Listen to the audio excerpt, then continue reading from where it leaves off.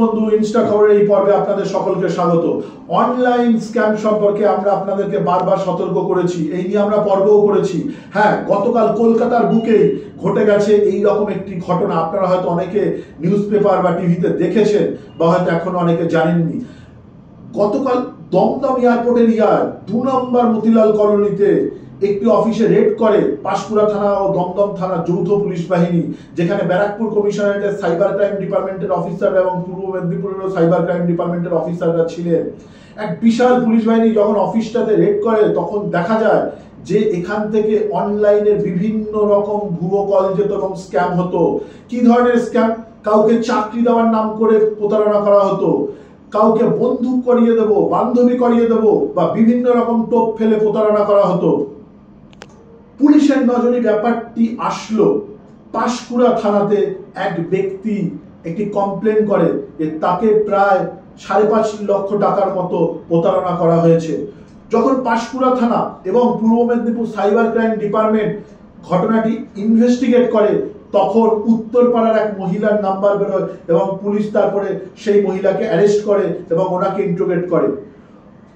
Interrogate করে এই 2 নম্বর মতিলাল কলোনিতে যে অফিস রয়েছে সেই অফিসের সন্ধান পাওয়া যায় এবং পুলিশ বেশ কিছুদিন খোঁজ খবর নিয়ে জানতে পারে এখান থেকে একটা বড় ভুয়ো কল সেন্টার চলছে।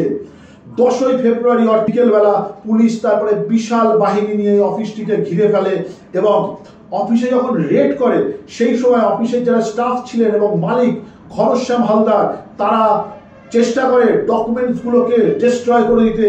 তারা তাদের যে খাতাপত্র রয়েছে সেগুলো শোনা যাচ্ছে।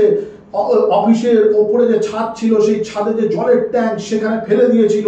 তারা সম্পূর্ণ এভিডেন্স গুলোকে ডিস্ট্রয় করে দিতে চেয়েছিল, কিন্তু পুলিশ তৎপরতার সাথে তাদেরকে ধরে ফেলে এবং তারপরে 18 জন তরুণী, এই আরো ঘনশ্যাম হালদার, এদেরকে অ্যারেস্ট করা হয়। আজকে তাদেরকে কোর্টে তোলা হবে এবং পুলিশ হেফাজতে চাইবে। কিন্তু একটি অদ্ভুত ব্যাপার কি জানেন?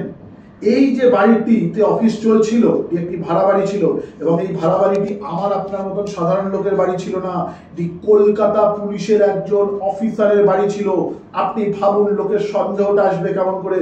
একটি পুলিশ অফিসারের বাড়ি, সেখানে গিয়ে কল সেন্টার চলছে, সাধারণভাবে অফিস হচ্ছে। আমাকে, আপনাকে, প্রত্যেককে বন্ধুরা অনলাইনে ট্রানজাকশন করতে হয় এবং বিভিন্ন অনলাইনে কাজকর্ম করতে হয়, কারণ এখনকার যুগে অনলাইনে কাজকর্ম না করে সত্যি কথা বলতে আমরা সবকিছু এড়িয়ে যেতে পারি না। সেই কারণেই আমাদের দর্শক বন্ধু আপনাদেরকে বারবার রিকোয়েস্ট বলবো, অনলাইনে কোনো ট্রানজাকশন করার আগে, অনলাইনে কোনো ফোন কলে কোনো টোপ আসার আগে, চাকরি হোক, স্কুল কলেজে ভর্তি করিয়ে দেওয়া হোক, বন্ধু বান্ধবী করিয়ে দেওয়া হোক, বিভিন্ন ধরনের ম্যাটারে হোক, যদি এমন কিছু নজরে আসে তাহলে আপনারা সতর্ক হন এবং সতর্ক হয়ে অনলাইনে ট্রানজাকশন করুন।